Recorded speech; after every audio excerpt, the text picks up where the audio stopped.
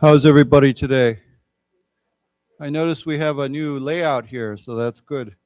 Hopefully we can get more people in. Thank you. How everyone's enjoying their summer? Summer's going okay? Doing okay? Yeah, it's been pretty hot. I'm this Saturday. I'm organizing. I think most of you know I'm also the chairman, the 理事长 of the 台中美国商会. And this Saturday we have a pool party. When we say pool party, of course we're talking about a swimming pool. So at first, when I started organizing it, I wasn't sure. Many people this summer, because finally you're able to travel more easily to outside of Taiwan. When you come back, you don't have to quarantine, 隔离 for as long. So many people immediately went back to Europe or United States or somewhere else to see their families. But so I was a little bit worried that we would not have enough people for our pool party this Saturday. But then, a few days ago we had under 60, and then we had 70, and then we had 80, and then this morning I found we have 90 people. So lots of people want to cool off in this weather and enjoy. And obviously a pool party is a good summer activity. So yeah, if you want. Yeah. No, it's not yet. It's this coming Saturday. Yeah, so it hasn't happened yet. No, we're not that fancy. They have wine and beer and soft drinks, and then a buffet. So we used to do this pool party for July 4th for 美国国庆日. But this year I was not here. I was in America for July 4th. So we thought, well, many people still want to do a pool party, so we'll do it in August. So yeah, but yeah, I'm sure if so many people weren't gone, traveling right now, I think we would have easily more than 100 people. But I'm very happy with 90 people. So yeah. Okay, good. So obviously, I think we all know what the big story was this last week. We had, of course, we had the visit of Nancy Pelosi to Taiwan. Everybody was talking about that. And then, of course, immediately after that, we had all these Chinese military exercises around Taiwan. And it's been quite interesting because this whole issue, both Pelosi's visit and, of course, China's reaction, has really pushed Taiwan into the global spotlight. When we say global spotlight, that's a good expression. Let me try this new device. So, oops. Actually, I should add global. So spotlight, can you read that? SPOTLIGHT. What's a spotlight? Yeah, if you have a big light and it's shining on something, sometimes on the stage, I think that would be the best way if you're watching a play or a performance and there's a spotlight on somebody. Let's say there's the main actor, or they're performing, and the spotlight will shine on them. So we can say that this issue, everything that's been happening has pushed Taiwan into the global, 全球 global spotlight. Okay, so that would be a very common way of putting it. Why don't we say it together? Spotlight. Spotlight. Global spotlight. Global spotlight. Yeah. Well, we could say it has raised Taiwan's international visibility, or it has given Taiwan more international visibility. Of course, Taiwan's very well known, but we could say it has raised Taiwan's international, and he used the word visibility. Of course, you know the word visible, right? Visible means you can see something, right? You can say, well, what is visible? Is downtown Taichung visible from here? Can you see it? But then if we want to turn that into a noun, we turn it into visibility. Yeah. Oops. Well, this is an I. Yeah. Okay. Swana. Yeah. There we go. Still learning to use this here. Let me write it over here. So visibility. There we go. Okay. So why don't we say together visible, visible, visibility, visibility. Yeah. So we could say Taiwan has gained or more visibility or international visibility through this issue.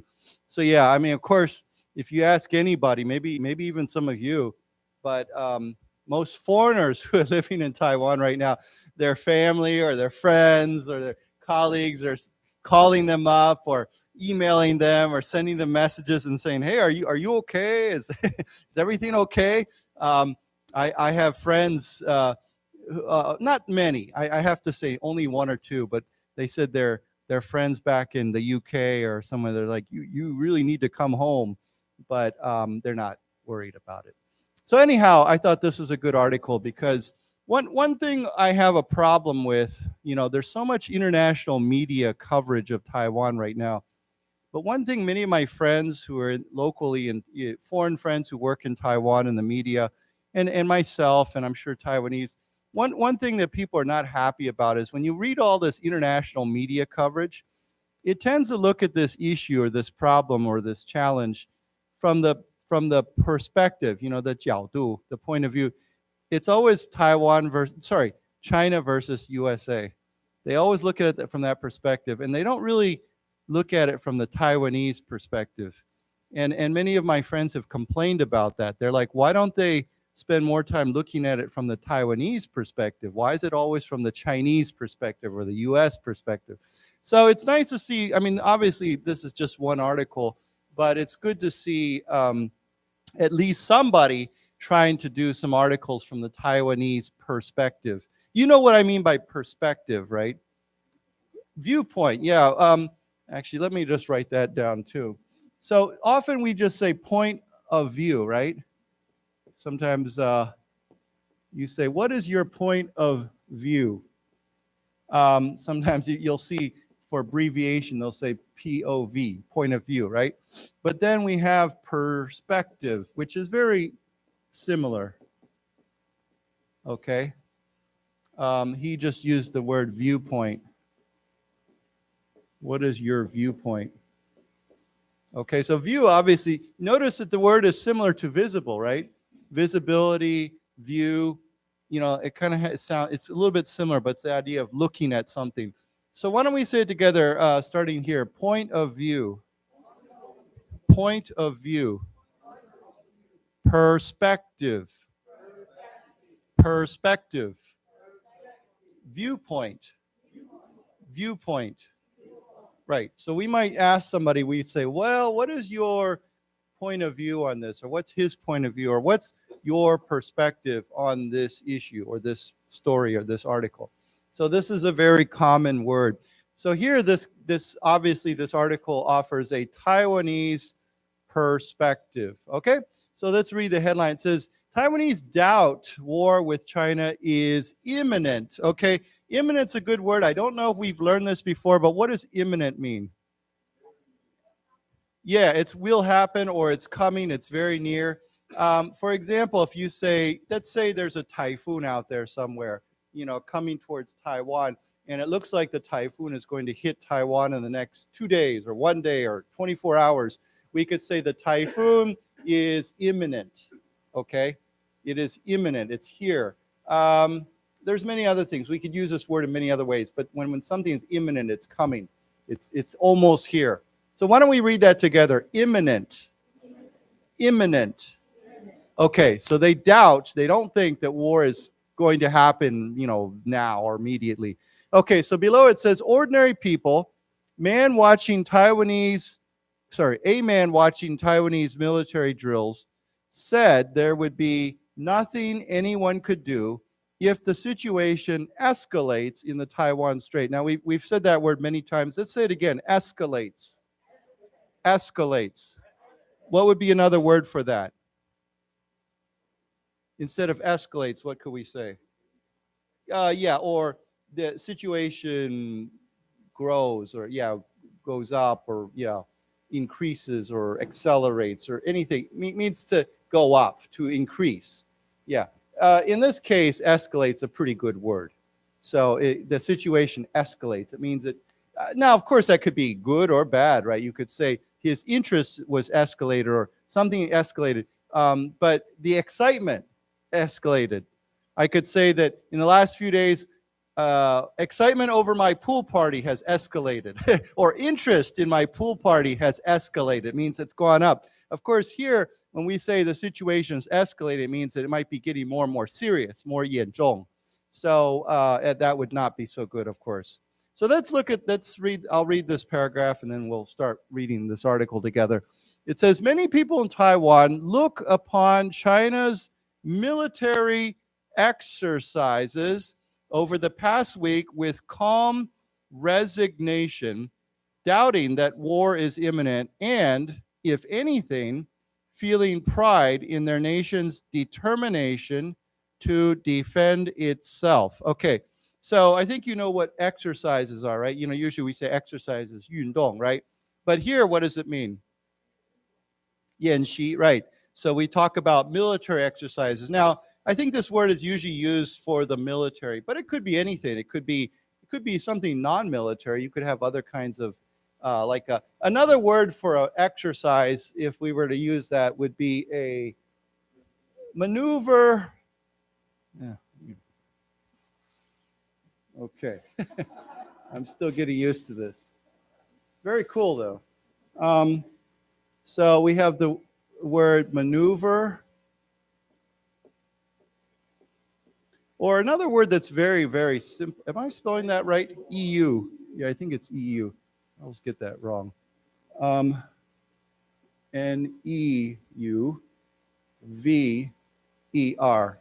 Okay, hopefully you can read that. A very much simpler word would be a drill. Okay. Now, of course, there's another meaning for drill. You know what a drill is, right? If you like to do DIY work on your home, you have this power drill. It drills holes into things, right? You use it to, sometimes we call that a hand drill. Now, of course, there's much bigger drills. Like if you want to drill an oil well, it drills the well into the ground. But here a drill is like, this can be a noun or a verb. Like, for example, what was it, 2 weeks ago? There was an air raid drill in Taichung. 1 o'clock, the siren goes off and everybody has to get off the road. We call that an air raid drill. It's like an exercise. It's like a practice. But drill is the word they usually use. So maneuver is more the idea that people are moving around, that there's something happening. But we could use that word. We could say military maneuvers. So why don't we say this together? Maneuver. Maneuver. Drill. Drill. And then, of course, exercises. Exercises. Okay, so they've looked at these exercises with calm. Calm, I think calm. They're not scared or not overly scared. What's resignation? Yeah, it's like, kind of like 没有办法. It's like saying, if you are resigned to something, it means that you accept it. You accept it, It means you think, well, there's nothing I can do. I can't change it. That's just the way it is. 就是这样子, right? So if you say, right now his life has many difficulties, but he is resigned to that. Sometimes we say resigned, R-E-S-I-N-G-E-N-D, resigned to his fate, F-A-T-E. Fate is, what is that? 命运, right? So if someone is resigned to their fate, it means that they just accept whatever is going to happen to them. Whatever, it doesn't matter. That's just the way it is. So that idea of resignation, it just means I accept. There's just nothing I can do about it. So why don't we say, now, of course, to resign also has another meaning, right? If you resign, in Taiwan, I think sometimes we say what? 下台, it means to step down, to leave your job. So sometimes if there's a problem, a crisis, and we say, well, the mayor or the president or that person should resign from their job. So why don't we say it together first? Resign. Resign. Let's say it the way we normally say it. Resigned to. Resigned to. Right, you can be resigned to your situation, resigned to your fate, whatever. And then this word, resig. Remember that we pronounce the G now. Resignation. Resignation. Yeah. So they've accepted it, doubting that war is imminent. There's that word. And if anything, it means that if there's any feeling they have, besides this, they're feeling pride in their nation's determination. Of course, if you're determined to do something, you're strongly feeling like you're going to do something. Determination to defend itself. So they feel pride. You feel pride in something. Pride can be a positive emotion. Sometimes if someone has too much pride in themselves, that's not good. But pride in your family or your country or whatever would be a positive thing. So, okay? So, some new words here. Any questions?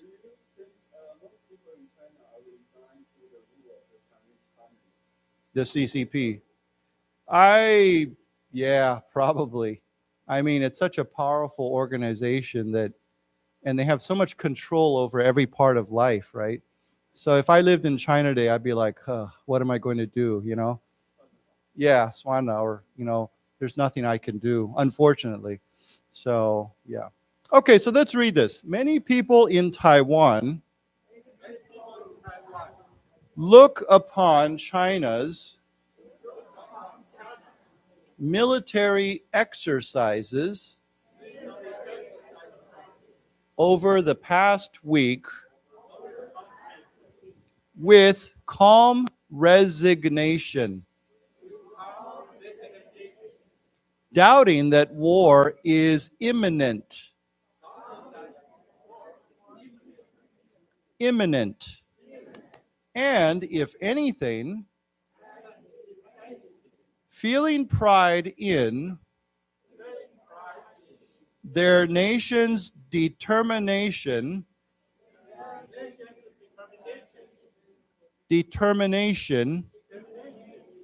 to defend itself.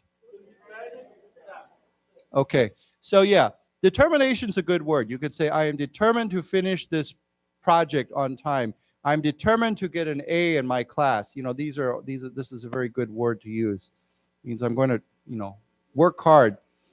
Okay, so it says, after a visit to Taiwan last week by U.S. House of Representatives Speaker Nancy Pelosi, China has sent ships and aircraft across an unofficial buffer between Taiwan and China's coast, and missiles over Taipei and into waters surrounding the nation since Thursday last week. Okay, so you have, of course, the U.S. House of Representatives Speaker. Speaker, of course, is Yichang, right?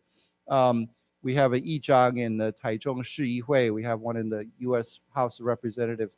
So Speaker Nancy Pelosi, China sent ships and aircrafts across an unofficial. Now, of course, remember that what does they call that? Zhongxian, that central line. It's not a real line, right? It's not an official line. It's just kind of an unofficial agreement that, hey, this is the middle line between your side and my side. So we say unofficial buffer. And I think we said the word before. What is a buffer? It's a space, So you can have a buffer between two countries like this, but I'm trying to think of another buffer.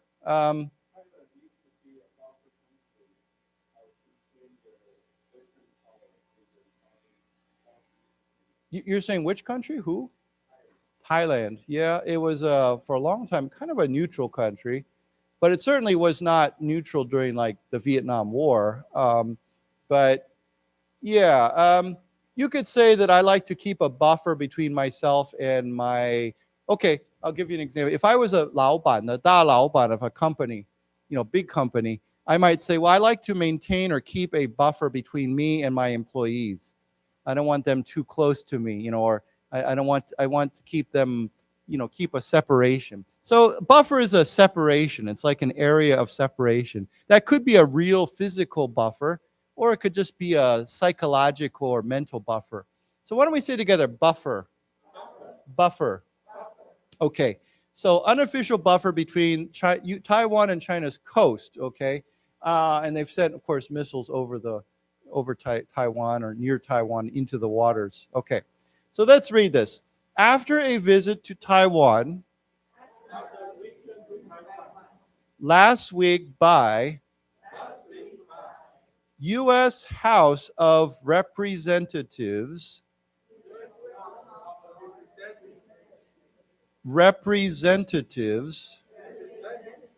Speaker Nancy Pelosi, China has sent ships and aircraft across an unofficial buffer.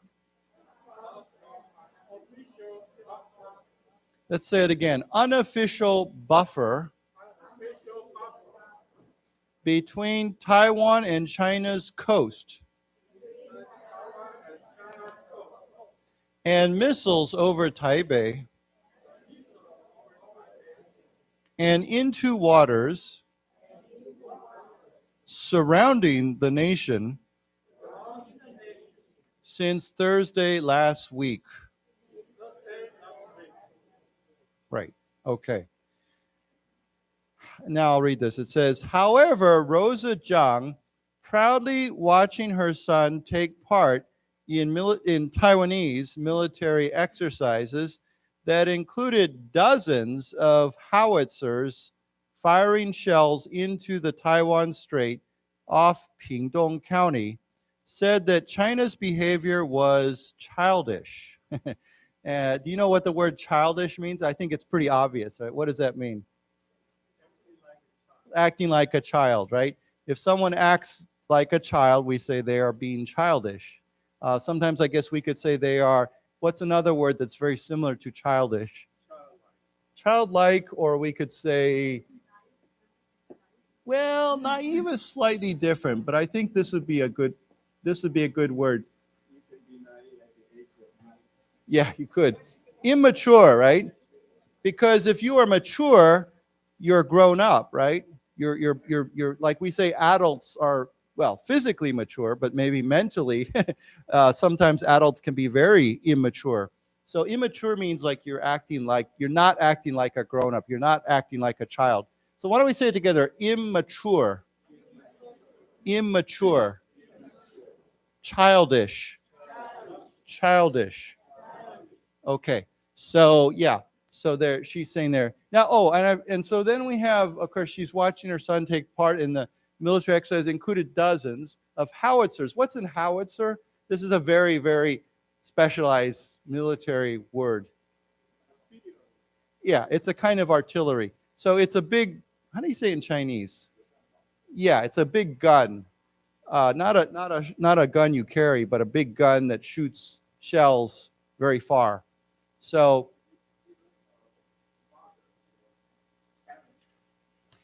we would say a howitzer is a kind of cannon. Well, yeah, but a cannon could shoot quite far too. Cannon is more of an outdated word, but we do use it sometimes. Cannon is a word we've used for hundreds of years. But we could say technically that a howitzer is a kind of cannon. It's you've seen this on TV, right? In Taiwan, they always show it on TV. All these howitzers, and they're lined up on the beach or near the beach, and they're shooting out to the ocean. That's a howitzer. So it's just a kind of gun, okay, a big gun. So why don't we say together, howitzer? Howitzer. Okay, so firing shells into the Taiwan Strait. Okay, so let's read this. However, Rosa Zhang, proudly watching her son take part in Taiwanese military exercises that included dozens of howitzers howitzers firing shells into the Taiwan Strait off Pingdong County said that China's behavior was childish. Yeah, so maybe that's a good question. It might be. Yeah, because certainly Germans know how to make weapons. So yeah, that's a good question. I don't know where probably the word comes from German. So she goes on, she says, it's like a group of children threatening you and telling you what to do. China really doesn't have to do all this, Zhang said. Okay? So yeah, you know what it is. Kids, like I think, this sounds a little bit like a bully, right? You know what a bully is, right? Bully, a bully. Bully can be a 动词 or a 名词. You can say he is a bully or that country is a bully. Or we could say they are bullying with an ing, bullying us, okay? So yeah, if some children are threatening other children, that's usually, we call that bullying. Okay, why don't we say together, bully? Bully. Okay, so let's read this. It's like a group of children threatening you and telling you what to do. China really doesn't have to do all this, Zhang said. Okay, so it says here, Lo Wei Jie, a military director general of political warfare, told reporters that the annual live fire exercises aimed at beating back invaders intent on storming beaches were routine and unrelated to the current situation. Okay, so this guy is a director general of political warfare. Political warfare is a very specialized term. It's funny, I don't hear this word used very much in the US, but in Taiwan, I know there's a whole political warfare college. What is it, in Fuxinggang, right? Yeah, I've been there actually. But yeah, it's a different kind of warfare, right? We say political warfare. This word gets used a lot when we talk about 革命, revolution, revolutionary ideas. Yeah. So anyhow, it's just another word. Told reporters that the annual, of course, annual means every year. Live fire means what? Yeah, it's not like pretend, or they're shooting real shells. They're using real, we say, ammunition. Okay, so it's not like, yeah, it's not pretend. It's real. They're shooting real things, real shells. So we say live fire exercises. What's the purpose? Aimed at, so we can say the 目标, the goal, aimed at beating back invaders. So beating back means to push back or to fight back or to prevent, right? If you beat back invader. Now, invader, of course, is someone who invades another place. Like we always talk about a possible Chinese invasion of Taiwan. So we say beating back invaders. What are these invaders trying to do? Intent on storming beaches. Now, of course, you know what a beach is, a high tan, right? Storming the beach means what? If you storm something, now you know what a storm is, like we say a typhoon is a storm, right?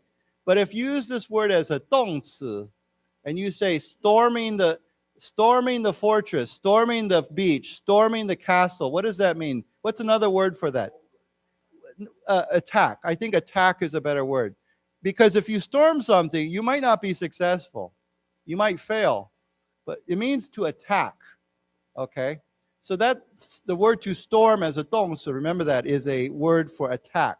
So we could say attacking beaches, intent on. Now, if you are intent on something, what does that mean? Or you are where's the word? Okay, we looked at the word earlier, determined. If you are intent on something, it means you are determined to do something. You can say, I'm intent on getting an A in my class. I'm intent on finishing this on time. It means I am determined to do something, okay? So why don't we say together, intent on. Intent on. Right, he is intent on being successful. Okay, so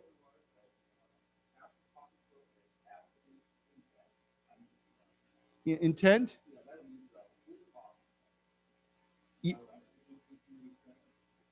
So you're saying,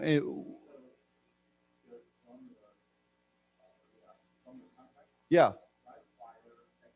yeah, yeah, yeah, yeah. We could say who are, yeah, that's correct. So that would be an easier way to understand this. Invaders who are intent on storming beaches. Okay, but here they've removed the who are, so we could just say invaders intent on. Does everybody understand that? Okay, so invaders who are intent on, or invaders who are determined to storm the beaches. Okay, storming the beaches. So of course you don't necessarily, you can storm anything. You can attack. When we say storming something, it usually has a very military idea to it. Okay, like when I think of storming the beaches, I always think of World War II. You know, D-Day. You know, when the Allied, the U.S. and England and everybody else, they stormed the beaches at Normandy in France, right? Or, you know, fighting the Japanese across the Pacific. They were always storming them. 海军陆战队, you know, the Marines were always storming islands, storming beaches. Okay, so this, he says these annual Live 5 exercises, and here's what they're designed to, their goal, were routine. Now, if something is routine, what does that mean? It's normal, okay? What's routine for you? Okay, well, getting up in the morning, you know, eating breakfast, maybe going for shopping. You know, those things are all routine for you, or they are routine activities, okay? Or we could say they are part of, if you want to use it as a 名词, they are part of your routine, your daily routine, your weekly routine, your monthly routine. There's all kinds of routines we have, right? So why don't we say together, routine, routine. Now, of course, here routine is a 形容词, but we can also use routine as a 名词. This is my routine. What is your daily routine? Okay, so he's saying this is routine, this is normal, and it's unrelated to what's happening right now, this China situation. Okay?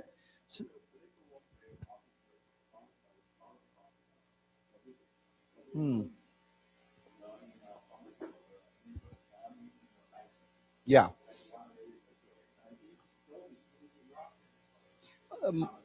Yeah, kind of the Marxist Leninist. Yeah.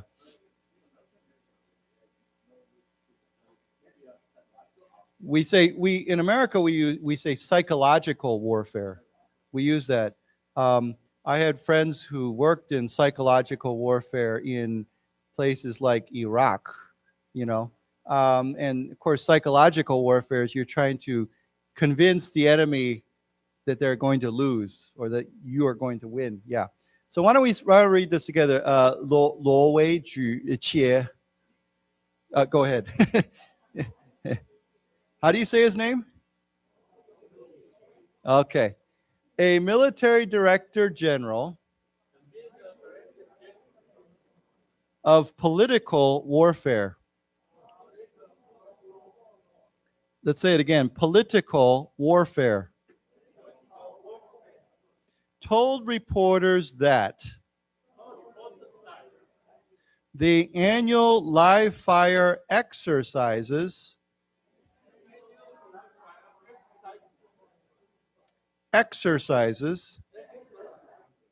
aimed at beating back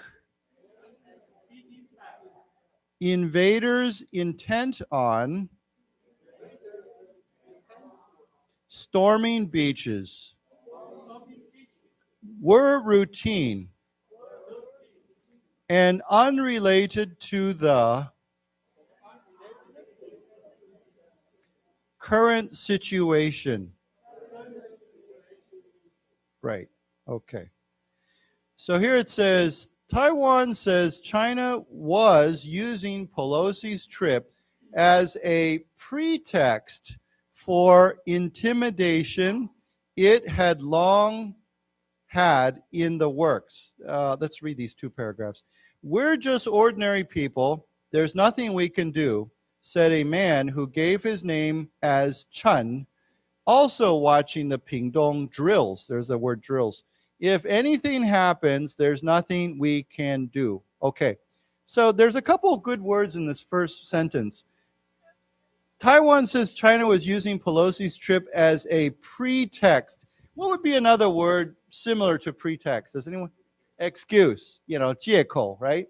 If you say you're using that as a pretext to quit your job, it would be like saying you're using that as an excuse, okay? So pretext is not as common. We don't use pretext as much as the word excuse, but it is a word we use, okay? So why don't we say it together? Pretext. Pretext. Yeah, and I know we definitely have not talked about that word before. So they're using Pelosi's trip as an excuse for intimidation. And I think we've said this word before. If you intimidate someone or you are intimidated by someone, what does that mean? Yeah, threatened. You feel threatened. You feel scared, okay? So, sometimes when we used earlier, we said the word bully, right? Bullies will often try to intimidate other people. Like at school, bullies are famous for intimidating their classmates because they want to get something. So if you threaten somebody, generally you're trying to intimidate them. And you can say, I am intimidated by that person, or that person intimidated me. So the word can go both ways, right? He intimidated someone, or I was intimidated by that person. Okay, so why don't we say it together? To intimidate. To intimidate. And then the other way I just said, intimidated by. Intimidated by. And then this word, this is, of course, means intimidation. Intimidation. Okay, so it says here as an excuse, as a pretext for intimidation, that we could say that it had, or it had in the works. Now, if we say this is in the works, this is a expression. If we say something is in the works, what does that mean? Well, in the planning. If something is being planned, something is in the planning, we say it is in the works. For example, if I go to a restaurant and I say, so are you going to introduce any new dishes? Do you have and they might say, oh yeah, we have a new menu in the works. It means we are planning, or we are working on a new menu right now. It's not here yet, it's in the works. It's being planned, okay? So the expression in the works means it's something that we're planning, we're going to do. Okay, so why don't we say together, in the works. In the works. So here it says it had long had in the works. It means they've been planning this for a long time. Okay, so yeah, I think that's pretty obvious, right? I think people understand that you don't just do these exercises overnight. You don't just say, oh, okay, let's do it tomorrow, right? No, this is something they've been planning for a long time. And this is just an excuse. They're like, okay, great, now we can do this, So it had long had in the works. Okay, so yeah, and then he says we're just ordinary people. There's nothing we can do. Okay, so let's read this. Taiwan says China was using Pelosi's trip as a pretext for intimidation.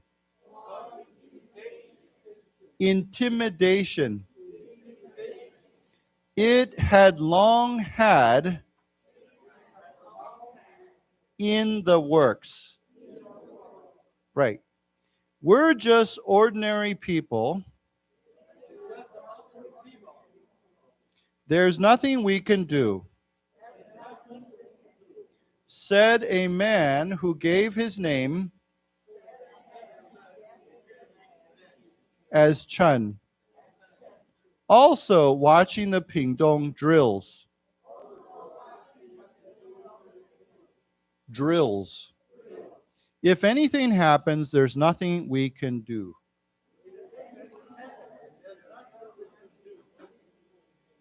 Right. Okay, so let's go on. It says, many in Taiwan say they are accustomed to decades of saber rattling and see little cause for alarm. Let's read the next paragraph too.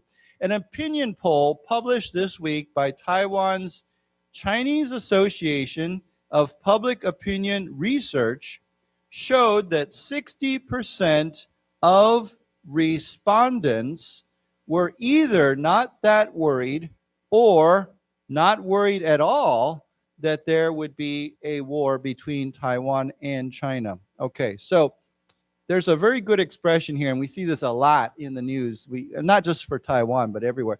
Many in Taiwan says they are accustomed to. So first of all, what does accustomed to mean? What's another way of saying that? Used to, right? You could say, I'm used to hearing the garbage truck come every day, right?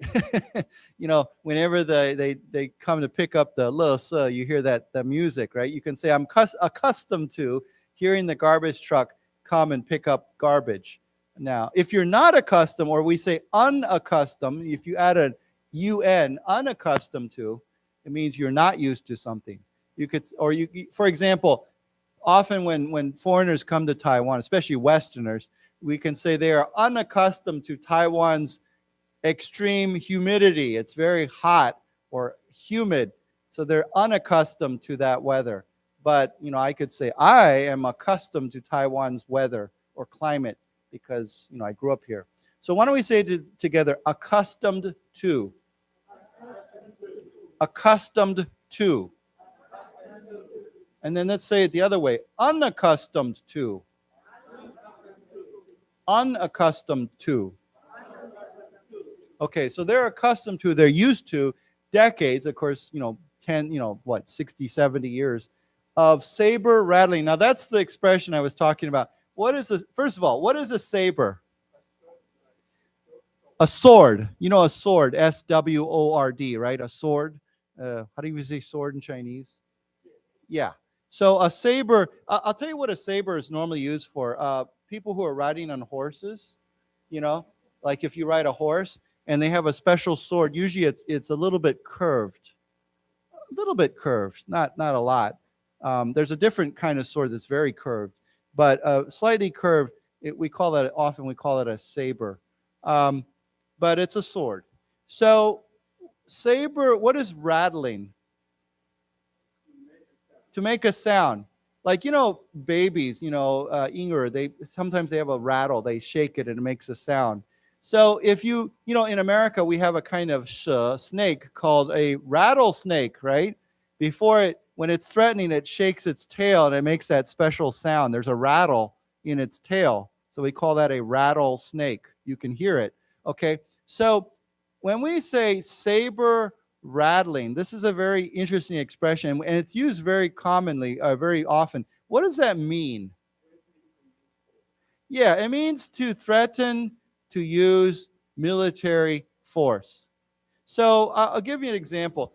With China and the U.S., they're always accusing each other of the other side of saber rattling. So let's say the U.S. sends a ship through the Taiwan Haixia. China might say, oh, America is saber rattling. Or right now, China has these military exercises. The U.S. might say China is saber rattling. It means that they're making a show, like they're doing something to kind of threaten the other side with military action. So yeah, that if you see that word saber rattling, that's what it means. It means you're kind of trying to threaten the other side. You're doing something. You have to do something, of course. You have to, have sort of yanxi or do something, and then you're kind of creating a threat against the other side. So anyhow, let's say it together. Saber rattling. Saber rattling. Okay, so they're saying Taiwan is used to these military exercises, and they see little cause for alarm. Of course, if you're alarmed about something, you're worried, you're frightened, you're scared. So they see little cause. There's little reason. We could say little reason or cause for alarm. Okay, and then there's this opinion poll published by this association showed that 60% of respondent, of course, respondent is someone who responds to a 调查 or to respond. So if you respond to something, you are a respondent. Let's say that together. Respondents. Okay, so either they were not that worried, means I'm not worried too much, or they're not worried at all. There's no worry, okay? So let's read this together. Many in Taiwan say they are accustomed to decades of saber rattling. Saber rattling. And see little cause for alarm. Alarm. An opinion poll published this week by Taiwan's Chinese Association of Public Opinion Research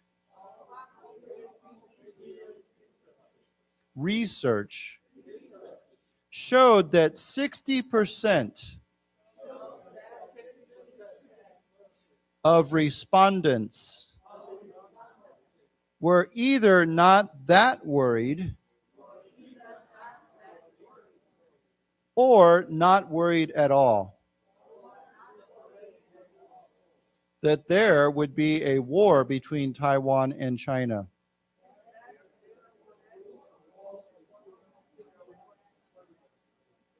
Okay, so here, let's go on. We're not feeling particularly nervous, said Jenny Zheng, a 23-year-old civil servant. Nothing special is going to happen. Others have rallied round to support the government's defiance. Okay, so particularly, we could use instead of particularly, we could say especially. I'm not especially worried. I'm not particularly worried. Let's say it together, particularly. It's a little tough word to say, particularly. Okay, and you know what a civil servant is, right? If you work for the government, you are a civil servant. There's many kinds of civil servants. A policeman is a civil servant. A soldier is a government office worker. Even probably people who work in this library are civil servants, I think. So nothing, anyhow. And then it says other people have rallied. I think we talked about the word a rally, R-A-L-L-Y, is like a big gathering, right? If you have a political rally, like I'm sure later this year with the election, the 选举, you're going to see some political rallies or election rallies or campaign rallies. But to rally around means to gather around, usually to support something. So if you can say he rallied around, or the company's employees rallied around their boss, okay? It means they came together to support something or someone. So it says others have rallied round, or we could say rallied around, rallied round to support the government's defiance. And what's defiance? I think we talked about this. Well, it could be a refusal to obey, but usually it means to stand strong against something. So where does this word come from? What's the basic word? Defy, D-E-F-Y, okay, defy. And if you defy something or someone, it means I'm standing strong against you or against that, okay? So we've talked about this before. I said children sometimes will defy their parents' wishes or their parents' orders or their parents, or just we say defy their parents. I think all of us, sometime in our life, we have defied our parents. unless you're very, very, very, very 很乖. But yeah, everyone's defied their parents at some time. Your parents say do this and you say no, okay? But we can defy other things, right? We can defy our enemies, we could defy whatever. So here it says the government's defiance. Of course, that means the Taiwan government's defiance against this intimidation, against these military exercises. Okay, so let's read this. We're not feeling particularly nervous.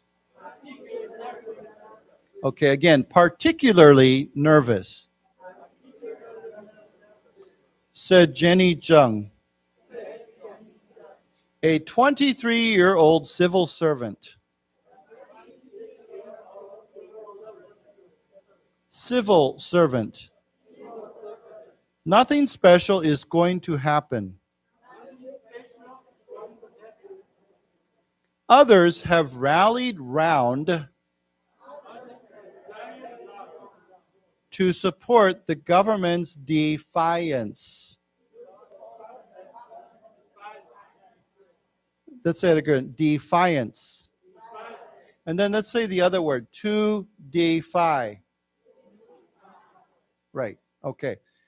So here it says, Robert Zhao, founder and former chairman of Taiwanese chip maker United Microelectronics Corp, or Corporation, last week pledged to donate 3 billion NT dollars to help Taiwan bolster its defenses. Now, we've talked about the word, I think, before. What does to bolster mean?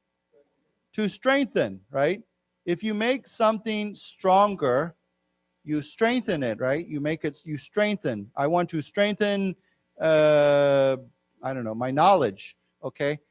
So strengthen, but here instead of strengthen, we can use the word bolster, okay? So you can bolster anything. You can increase, if you want to increase the strength of something, you can say, I want to bolster this building. I want to bolster my knowledge. I want it, whatever. So let's say together, bolster.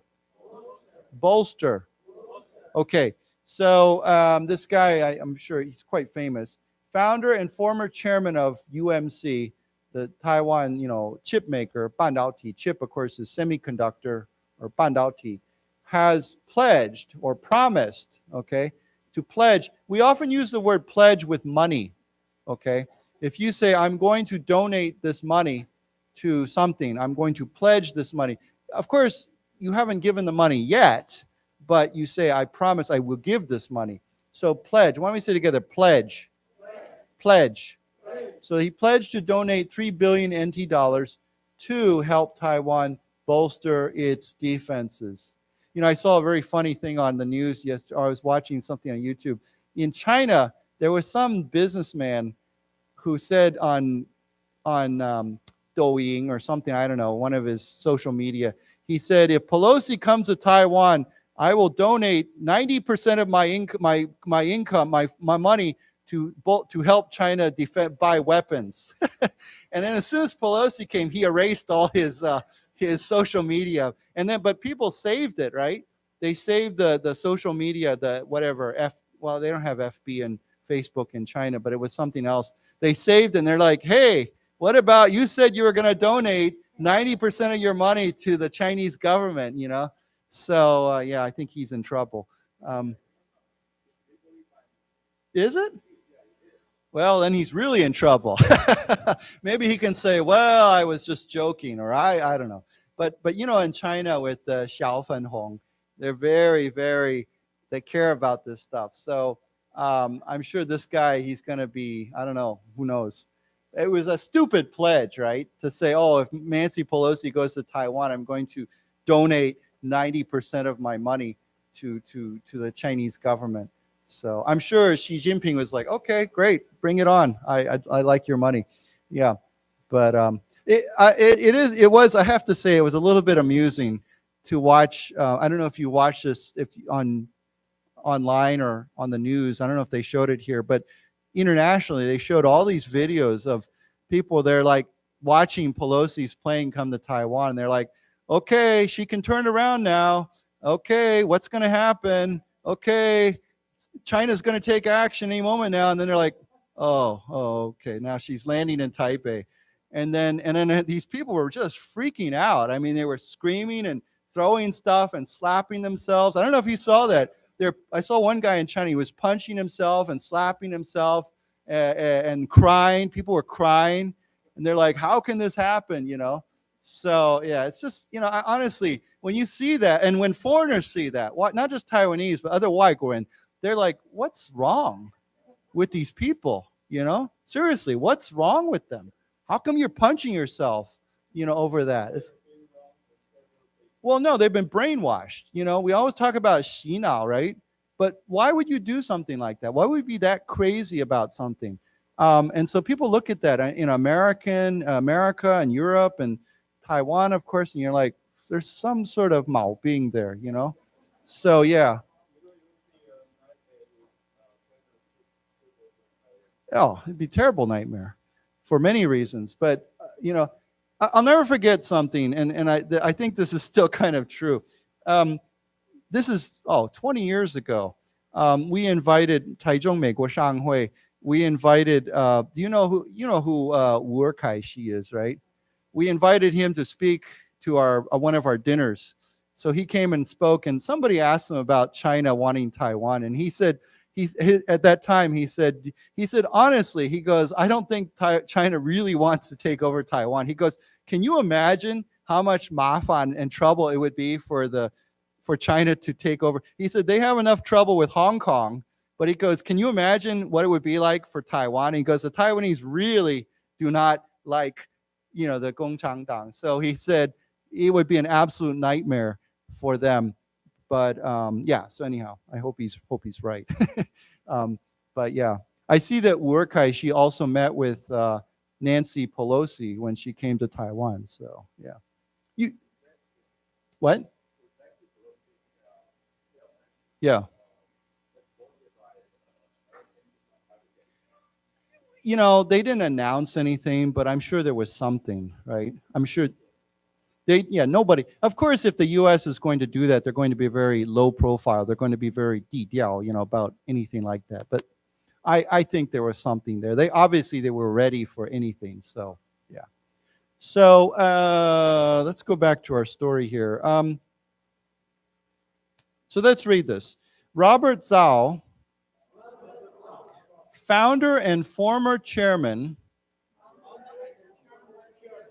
of Taiwanese chipmaker United Microelectronics Corp. Let's say that middle word again, microelectronics. Okay, and then we can say this as well, corporation. Last week pledged to donate 3 billion NT dollars. NT dollars to help Taiwan bolster its defenses. Let's say it again, bolster its defenses. Okay, so yeah. So then it says, China this week said that it would conduct more drills focusing on anti-submarine and sea assault operations, confirming the fears of some security analysts and diplomats that it would keep up the pressure on Taiwan's defenses. Okay, so you know what a submarine is, right? 潜水艇, right? We have submarine sandwiches, you know. But anti-submarine, we could say anti-submarine means, you know, 反, you know, whatever, against this. And sea assault. Now, sea assault again is to attack, right? So we could say sea attack, sea assault operation. So these new exercises or drills are focusing on these two things. Okay, so why don't we say a word again? Assault. Okay, so confirming the fears of some security analysts and diplomats. You know, of course, you know, a diplomat is a 外交, you know, person who's in charge with 外交. that China would keep up pressure on Taiwan's defenses. Okay, so let's read this. China this week said that it would conduct more drills focusing on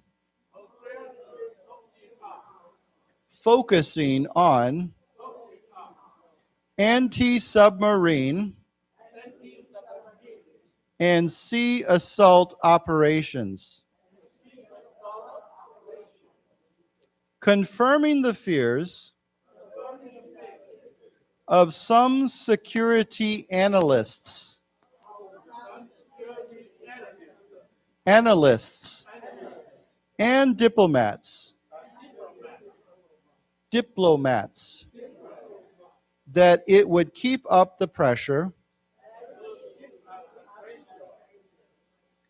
on Taiwan's defenses.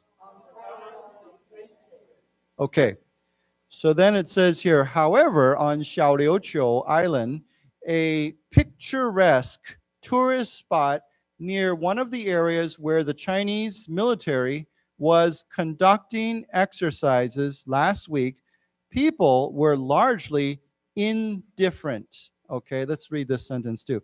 It feels very normal, said Zhongping, 30, who owns a diving hostel. Okay, so some good words here. Of course, you know where Xiaoliuqiu is. All my foreign friends, they go there all the time for one main thing. Well, they go there to relax, but there's always one thing you will see in Xiaoliuqiu. Do you know what it is? What? Well, they might go there diving, but there's another thing that they always see in Xiaoliuqiu. Do you know? Turtles, yeah. How do you say sea turtles? Yeah. So you always see sea turtles there, and not one or two, but many sea turtles. So my friends, every time they go to Xiaoliuqiu, they send me pictures of turtles. Yeah. So on Xiaoliuqiu, a picturesque. What does picturesque mean? Yeah, it means beautiful. It means it's a very attractive. It makes a nice picture, right? So we talk about Taiwan has many picturesque locations like Hualien or Taroko Gorge or Kending or Xiaoliuqiu or there's many places. Qingjing, yeah, I've stayed there. Yeah, in fact, within 6 months I've stayed there. Yeah, so yeah, Qingjing Farm. Yeah, we could say that is very picturesque. So let's say a word together: picturesque. Picturesque. Okay, so it's a picturesque tourist spot near one of the areas where this drills are happening. People were largely indifferent. Now, this is a good word. I don't think we've studied this word before. What does indifferent mean? Yeah, it means I don't care. If you're indifferent to something, it means you have no feeling about it. Taiwan, we all say, what is it? 无所谓, right? It's like, I don't care. Whatever. Like in English, we always have that expression. People say whatever. Whatever, when you hear someone say whatever, it means I don't care. Who cares? Okay? It could be, but it's if you talk to especially like Qingxiaonian, teenagers, and you say something to them, like you say, you should think more about your education, or you should pay attention to your parents, or you should save some money. And if their reaction is they say whatever, it means I don't care. I don't want to listen to you. So it's a very common. If someone says whatever, it means they don't want it. They don't want to hear it. They don't want to listen to you. So let's say this word together: indifferent. Indifferent. Right. So if someone says they are indifferent, or we say I am indifferent to something. So you can say I was indifferent. He was indifferent to his parents' warning, or she was indifferent to the concern of her teacher. Okay. So you can be indifferent to something. Okay. So largely, of course, another word for largely is mostly. Yeah, mostly. Yeah, largely, mostly. Okay. Let's read. Oh, and then you know what a diving, of course, is qianshui, and then hostel. You know what a hostel is, right? This last word. We talked about that last time, I think. It's like a hotel, but it's usually simpler and smaller, like often for 背包客, But of course, diving hostel is not for usually 背包客, but it's for people who want to go diving. They can go scuba diving and they can probably live there too. They can stay there. Why don't we say that word too? Hostel. Hostel. Okay. So let's read this. However, on Xiaoliuqiu Island, a picturesque tourist spot. Let's say it one more time. Picturesque tourist spot. Near one of the areas where the Chinese military was conducting exercises last week. People were largely indifferent. Indifferent. It feels very normal, said Zhongping, 30, who owns a diving hostel. Okay, so yeah. Okay, so anyhow, he said that no one had canceled their holiday bookings. What's another word for bookings? Reservation, right? You can say, I need to book a seat at the restaurant. I need to book a hotel, or I have a hotel booking. Okay, so that, yeah, it's just another word. So, okay, I don't think we have to read these last two sentences, but yeah. You know, I saw something I thought was very good. You know, an expert, someone who really studied this, and I think it's a good reminder. And I've been telling my friends in America this too. I always say, when the Gongchangdang or the CCP does anything, their number one concern or focus is not, it's not even Taiwan, it's not even the US, it's domestically, 国内. Their whole focus is, what do they look like for the Chinese people? And what do we have coming up in China in 2 months? We have the Ershi, what is it? What do they call that? The 20th, yeah, People's Congress. This is a very, very sensitive time for Xi Jinping and for the Gongchangdang, right? And so everything China does, their top priority is looking tough in front of their own people and in front of inside the Gongchangdang. That's their number one priority. What they say, what they do, that's their top priority. They really don't care about everything else. Is, we say, comes second to that priority. So, and people forget that. I think especially people in America, they forget that. They think, oh, why are they saying this to America? Why are they doing that? Why are they, you know? And I will say, look, the number one priority is internally, inside China. That's what they, you know, their number one priority is to stay in power. That beats everything else, even above their economy. And more important is to stay in power. That's the number one priority. So if you want to stay in power, well, then you have to look tough. So, yeah, so anyhow, any questions on this? Okay. Imminent.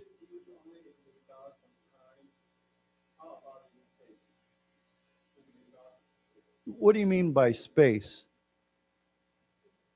Like, can you give me an example? Yeah. Yeah.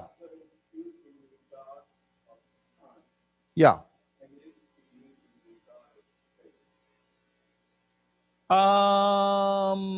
That's a good question. Yeah, I think so. Because, well, you could say someone's arrival is imminent. I mean, they kind of overlap, right? Because if someone, time-wise, if they're imminent, means that in terms of space, they're almost here as well. So I think it's more of a time thing. Yeah. Immediate, yeah. But immediate is related to time as well, right? So yeah, I think imminent is very similar to that. Yeah. So I think imminent is more of a time factor. It's related to the word time. So yeah. But yeah, very good question. Okay. Mm-hmm. Mm-hmm.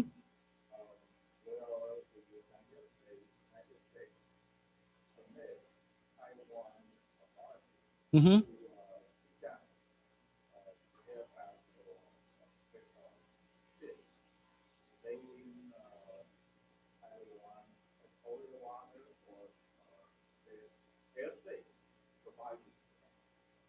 You say, will who help? Will who allow who to?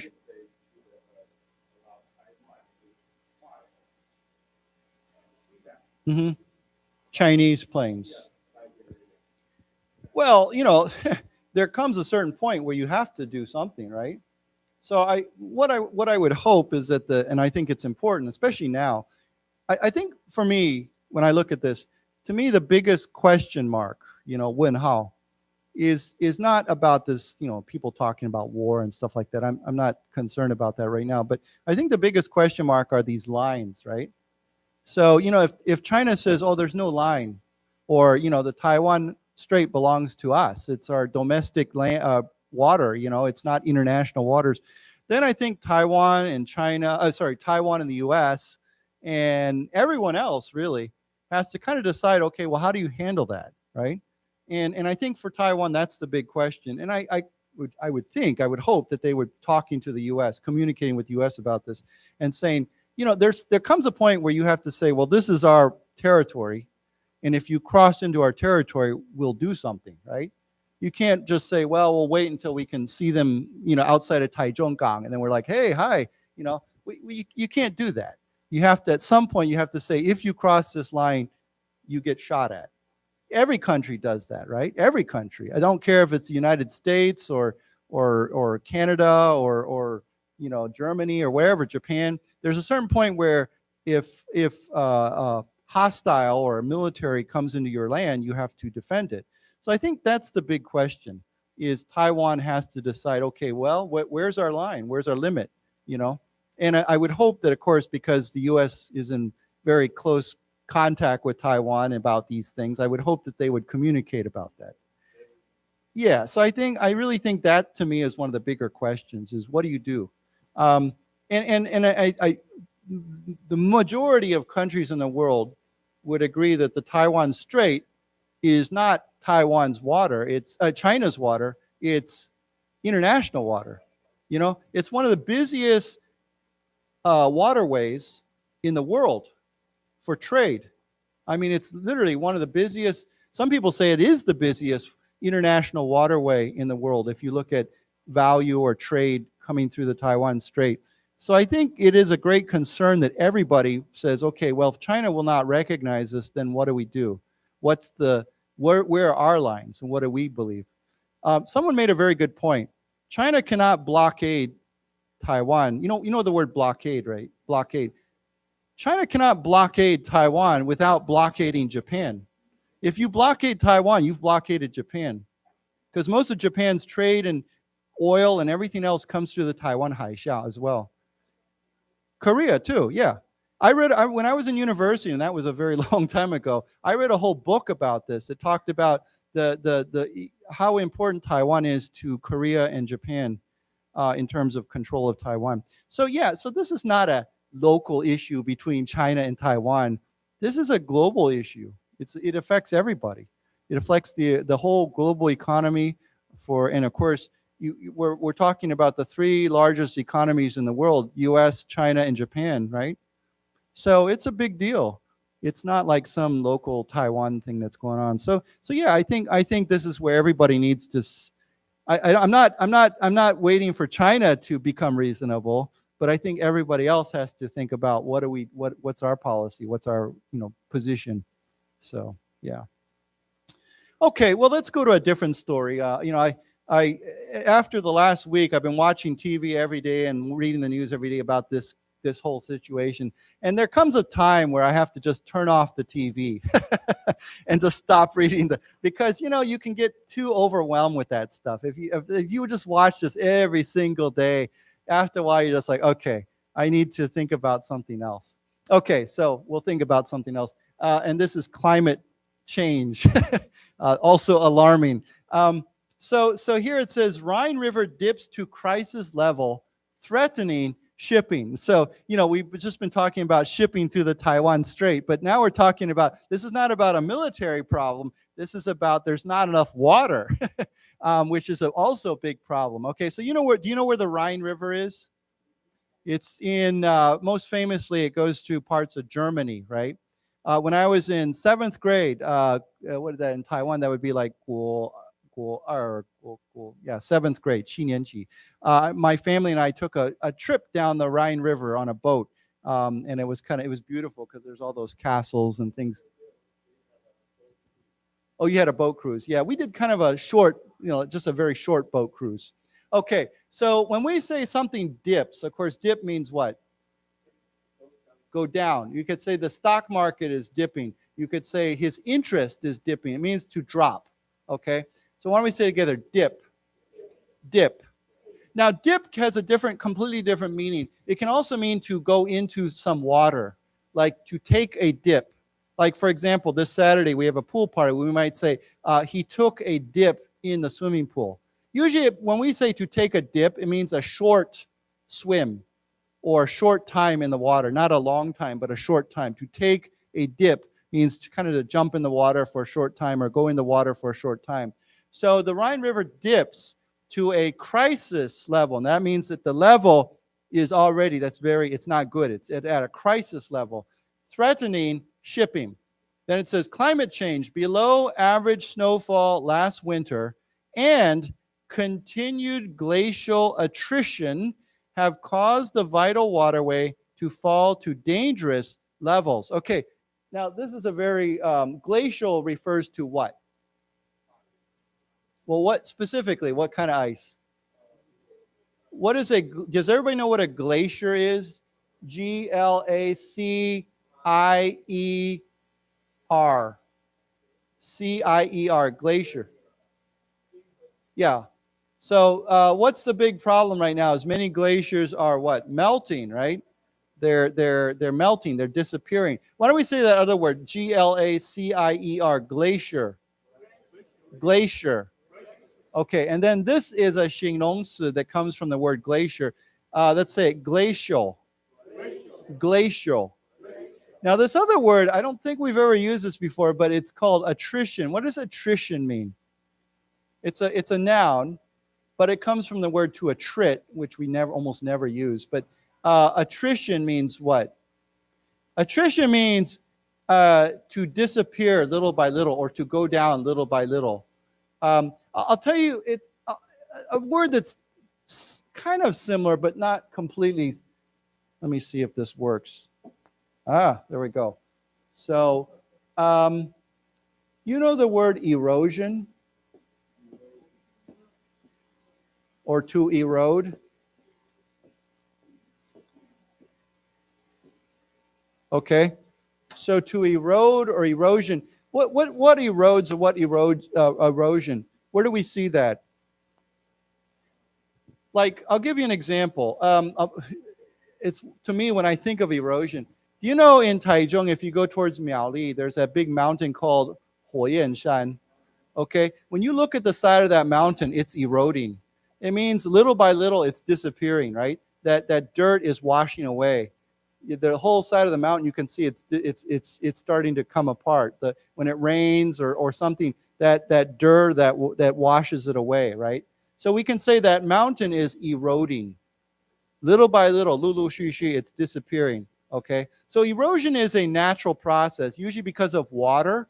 Water comes down and then erodes. So we could say that the mountains are eroding into the river, or eroding, or the bank of the river. The side of the river, or is eroding, or the beach. We could say, like a haitan. Sometimes the beach will disappear because the sand is disappearing. It's going to the water. It's eroding. The typhoon eroded the beach. Okay, so erosion or to erode means to do that. But attrition, it's not the exact same meaning, but it's that idea. It means that little by little it's disappearing. So you could say that during wartime, for example, right now there's a big war between Ukraine and Russia, right? We can say the war is causing severe or serious attrition of Russian military forces. It means that Russia is losing soldiers every day, right? they're losing tanks, they're losing other weapons, so there's an attrition. Little by little, one by one, step by step, it's disappearing, it's going down. Does everybody understand that? Okay, so why don't we say together, attrition. Attrition. And then, of course, those words, to erode. To erode. Erosion. Erosion. You could use the word erode for even like you say, my confidence is eroding. You know, 我的信心, my confidence is eroding. It means little by little, my confidence is going away. It's dropping. It's going down. Okay? His energy is eroding, you know? So, or you could say there's an attrition of someone's energy. We probably wouldn't say that as much, but we probably could. So anyhow, here we're talking about what? The glacier is eroding. The glacier is disappearing. The great glacier is shrinking, okay? So yeah, maybe another word would be like shrinking, to shrink, to get smaller. Okay, so continued glacial attrition has caused the vital waterway to fall to dangerous levels. Okay, yeah, so that's pretty significant. Okay, so let's read this. Oh, I'll read this. The Rhine River is set to become virtually impassable at a key waypoint in Germany, as shallow water chokes off shipments of energy products and other industrial commodities along one of Europe's most important waterways. Now, of course, a waterway could be a river, it could be the Taiwan Strait, Taiwan Haixia, any place where there's water, we say a waterway, a channel. Okay, so the Rhine River is set to. Now, set to means it might become, or it's going to become, virtually impassable. And what's impassable mean? Yeah, it means you cannot pass through it. So let's say, you know, in Taiwan, sometimes if you know, like the Zhongheng Gonglu, you know, after 921, it became impassable, or at least one part of it became impassable near Guguan, or east of Guguan. So we say that section became impassable. It means we could not go through it. We could not go on it. We could not travel on it because of the 土石流 and all kinds of stuff, landslides. Okay? So it means I cannot pass. So a road can be impassable. A bridge can be impassable. A waterway can be impassable. It means I cannot go on it. Okay, so let's say it together. Impassable. Impassable. Okay, so it is set to. It's not yet, but it's set to. It's going to. It probably will be virtually impassable at a key waypoint in Germany. Now, waypoint, it's kind of a hard word to describe, but waypoint is kind of like it's almost like on a road, you have these markers, like a section, 一段, you know, like a important part. Here it says key, so it means important. Waypoint means like a section, a stretch, you know. So it's a word we use for roads and rivers, usually for transportation, 交通. Okay, let's say it together, waypoint. Waypoint. Okay, so you know, like let me think. We could say that I don't know. I guess we could say Taichung is a key waypoint in the Taiwan Strait. You know, that section, that place along that, you know. I'm trying to think. St. Louis is a key waypoint on the Mississippi River. A lot of boats stop there. I think I'm right. Yeah. Okay. So as shallow water. Now, what's shallow mean? What's the opposite of shallow? Deep. Yeah. So we have deep water. We have shallow water. Why don't we say together? Shallow. Shallow. Now, here's another idea of that. If we say someone is very shallow, what does that mean? Yeah, it means they don't think very deeply about anything. They're very, like he said, very superficial. Superficial is when we say something or someone is superficial, it means all they care about is what you can see on the outside.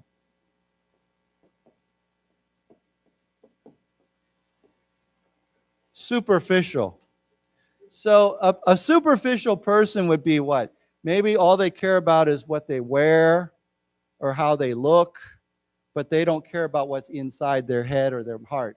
They just care about how people see them.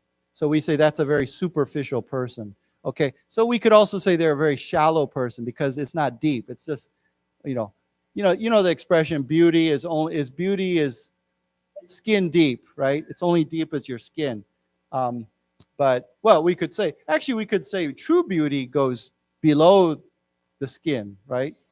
Someone can be beautiful in their personality. So yeah. So anyhow, why don't we say together, shallow, superficial, superficial.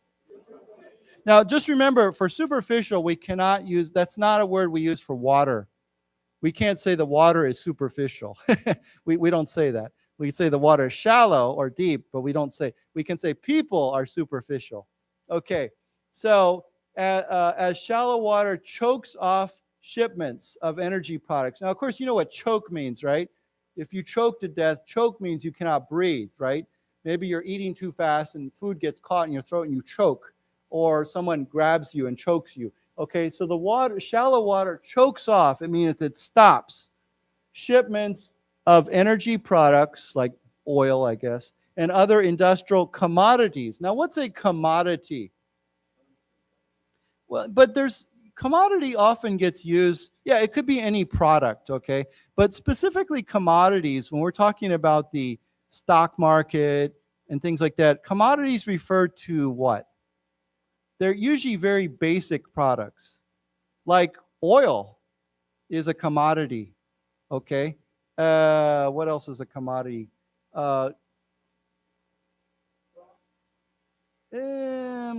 I'm thinking of something we buy in large quantities, like grain, like mai, right? Or coal, or anything that you buy in large. It's a very, very basic product, and you buy it in large quantities. I think of that as being a commodity. Okay. Yeah. Yeah, commodity exchange. Like there's a special stock, like almost like a stock market for commodities. So if you want to buy and sell oil, or buy and sell grain, or wheat, or coal, or things like that, that's called a commodity market. So yeah, or exchange. Okay, so why don't we say together, commodities?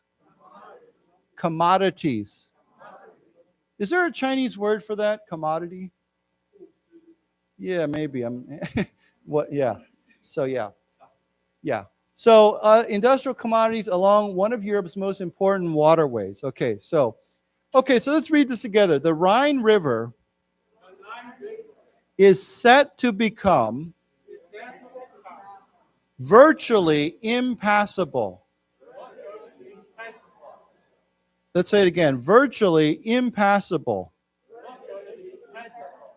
At a key waypoint in Germany, as shallow water chokes off shipments of energy products and other industrial commodities. Let's say it again, commodities. Along one of Europe's most important waterways. Waterways. Okay. Yeah. Yeah. Yeah. So he's talking about the word IMPASSE, impasse. Impasse means when you and I, let's say we're having a discussion or debate or argument, and we cannot reach an agreement. We say we have reached an impasse, or there is an impasse. It means that we cannot agree on something. We cannot, yeah. Usually when two sides are arguing or debating or discussing or negotiating something, and we cannot reach an agreement, we say we are at an impasse. So it's IMPASSE, impasse, okay? IMPASSE, impasse. So that we have reached an impasse, we are at an impasse. So basically it means we cannot agree. Maybe you won't change your idea, I won't change my idea, and meo banfa. Okay, so yeah. And yeah, everybody understand that? Okay. Let me just write that down so you can see that. And we say,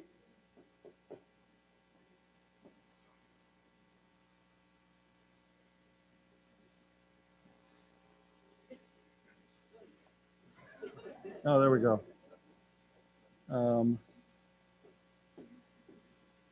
Yeah.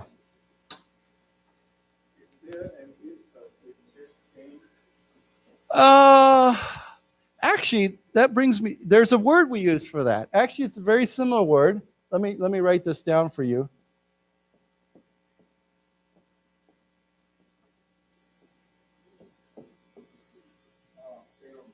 Stalemate. Similar word. So if we say we're at a stalemate, it's very similar, and it's a word, I think we use that word for chess. It means that you can't do anything, you can't win, I can't win. We're stuck, okay? No one's going to win. So at a stalemate, yeah. Okay, why don't we say it together? Impasse. Impasse. Stalemate. Stalemate. Because you know in chess, if you win or you say checkmate, right? Means you've won, you've beaten them, okay? But stalemate means I can't do anything. There's nowhere either side can go. Okay, so it says here the marker at Cobb, west of Frankfurt, is forecast to drop to a critical depth of 40 centimeters. Wow. The German Federal Waterways and Shipping Administration said 40 centimeters. That's like this, you know? I mean, that's crazy. Okay, so we say critical depth. Now, critical, what's another word for critical here? Dangerous or very important, or, you know, if something is critical, it's very, very, in a dangerous situation or a very important place. You know, it is critical that we do it, or this is a critical decision, important decision. So here we say a critical depth of 40 centimeters. Okay. Forecast, of course, means to predict. They're predicting. We talk about a weather forecast. Okay, so let's read this. The marker at Cobb, west of Frankfurt, is forecast to drop to the critical depth of 40 centimeters tomorrow. The German Federal Waterways, let's say again, Federal Waterways and Shipping Administration said. Okay, now it's interesting, I just realized that the Germans also use this word federal, which is a very American, I mean, we use this word a lot in America. But it comes from that idea I told you before where you have lots of states and the states all cooperate on something. So the federal would be like we say 中央 or central government. So a federal government or federal waterways shipping would be a national organization. And then below that you have many different states. Okay.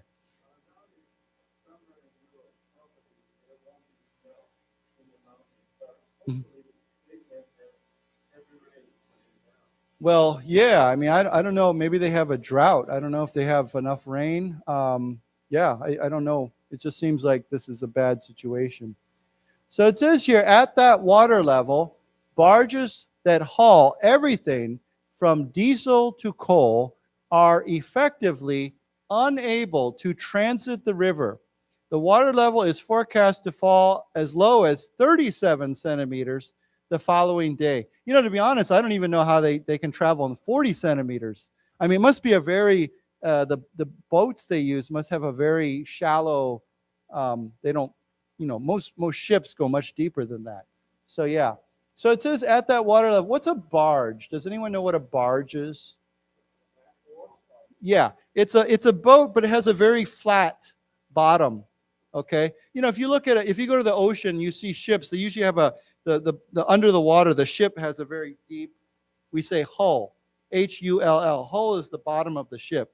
But a barge has a very flat bottom, a hull, and so therefore it can go in very shallow water. Usually we see barges on rivers, okay, and they're very wide and they're very flat. Okay, so why don't we say together barge? Barge. But I'll tell you, the word barge has a completely different meaning. If someone says, he barged into the meeting, or he barged into our discussion, it means to interrupt. If you interrupt or disrupt something, you come in unannounced, you just kind of come in and interrupt someone. We say to barge into. We always say barge into something. So if you say he barged into our discussion, he barged into our meeting, it means he came in and he interrupted us. Okay, so that's a completely different meaning. So barges that haul everything from diesel. What's diesel? Yeah, I mean, in Taiwan, if you drive a truck, 卡车, often they use diesel. Why don't we say together, diesel? Diesel. Okay, so diesel to coal. Coal is what? May, yeah. Are effectively unable to transit the river, okay? They're unable to transit, of course, means to travel on, to go on, to travel on, to transit the river. Water levels are forecast to fall as low as, okay. So let's read this together. At that water level, barges that haul everything from diesel to coal are effectively unable to transit the river. The water level is forecast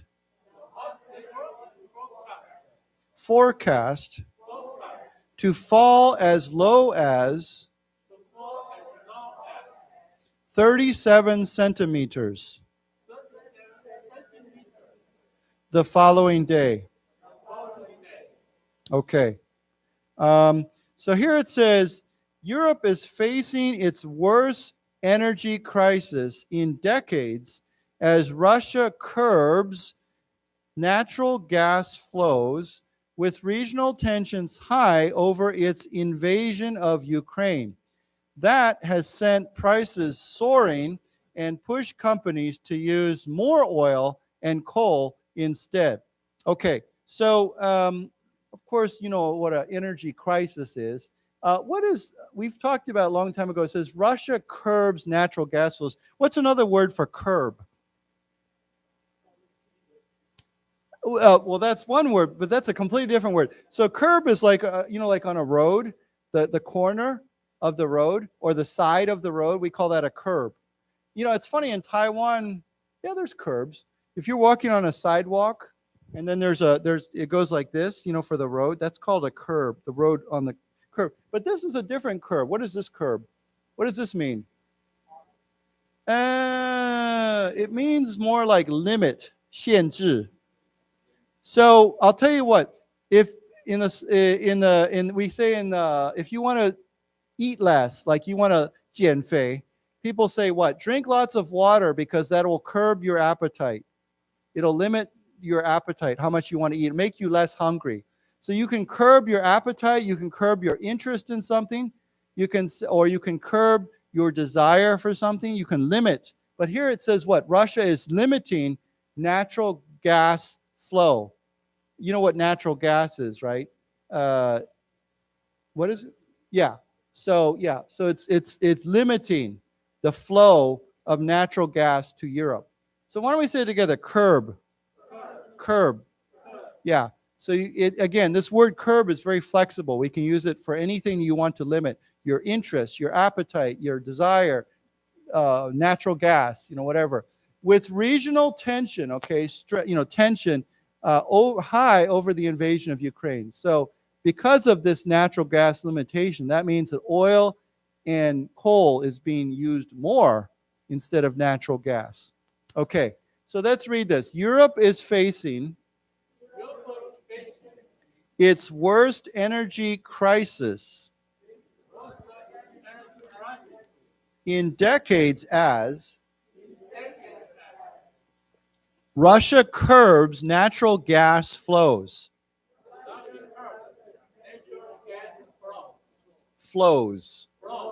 With regional tensions high over its invasion of Ukraine.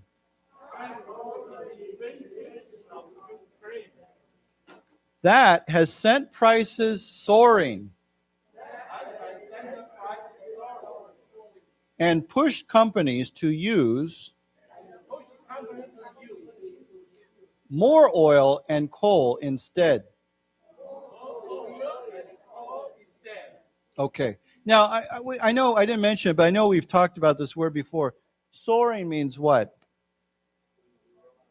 Yeah, going very high.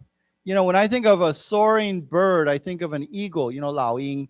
They go way up in the sky and they're soaring high up in the sky. They're not low, they're way up there. So if something is soaring, it means it's climbing very high. Okay. It says here, the energy crunch has spilled over into the broader economy, sending factory costs surging and threatening to push some of the continent's largest economies into recession. Now, a climate crisis is adding to the region's energy woes. Okay, now, first of all, the energy crunch. Now, this is a funny word. You know what? When I think of the word crunch, you know what crunchy means, right? What is crunchy? Give me an example. What are some crunchy foods? Cookies. Yeah, guavas. Celery. Yeah, some vegetables. Yeah. Potato chips are crunchy, right? But here, this is very different. This is an energy crunch. What does that mean? Does anyone know?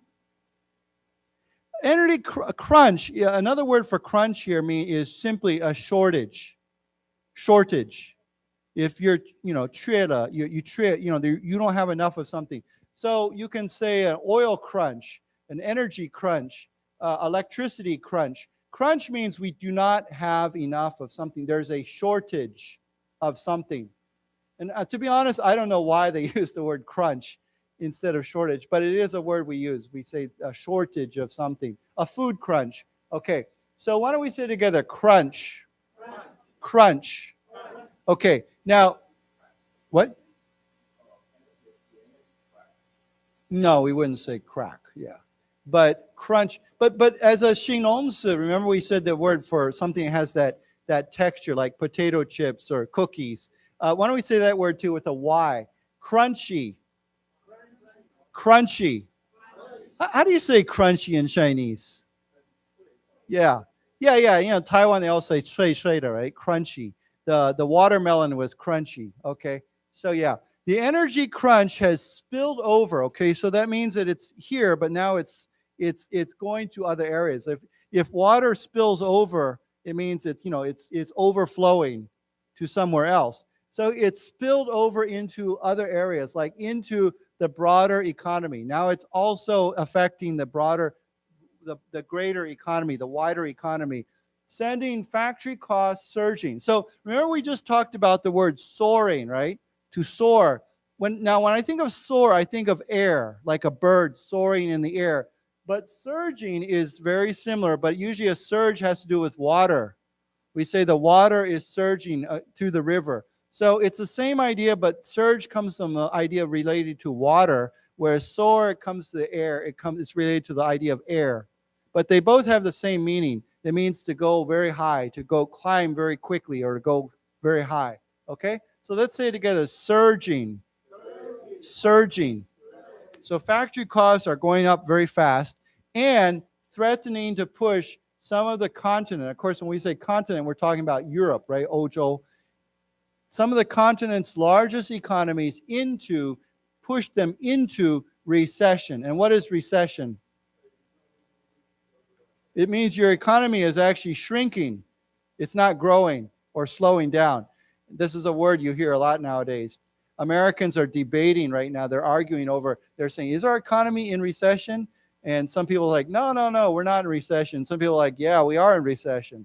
So this is a discussion. Why don't we say that word together, recession? Recession. And the word recession, I probably shared this with you before, but it comes from the word to recede.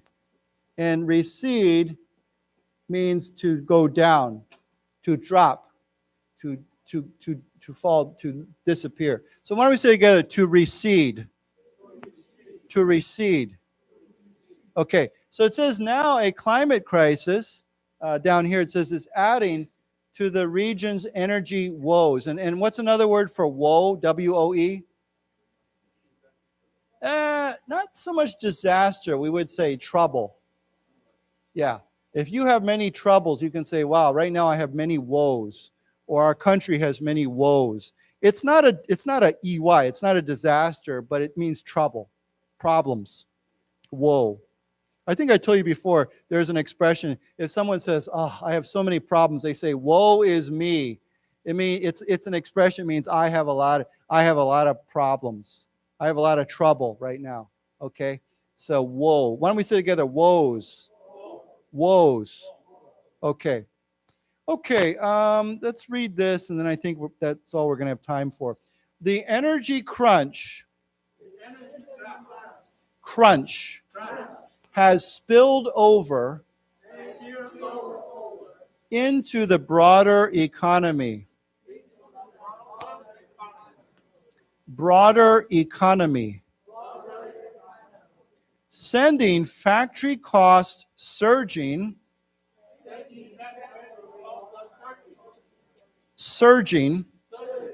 and threatening to push some of the continent's largest economies into recession. Now, a climate crisis is adding to the region's energy woes. Woes. Yeah. So yeah, Europe's got a lot of issues right now, woes, related to, climate, so the water is dropping, energy problems from the Ukraine-Russia war, all these things are kind of creating this. Well, mainly I've heard it's no fun to travel in Europe right now because the airlines and the airports are just 乱, 大乱. And that's not because of energy. I think it's because they don't have enough people. Not enough airplanes, not enough people. My niece and nephew and their father are traveling in Europe right now. And the last I heard, they were in Italy. But they seem to be having a good time. They send me pictures, and I'm like, wow, I wish I was there. So, yeah. Okay, good. Well, anyhow, that's all we have time for today. And so next time is when? 2 weeks from now. So we'll see you then. Have a good 2 weeks, and stay cool. We'll see you. Bye-bye.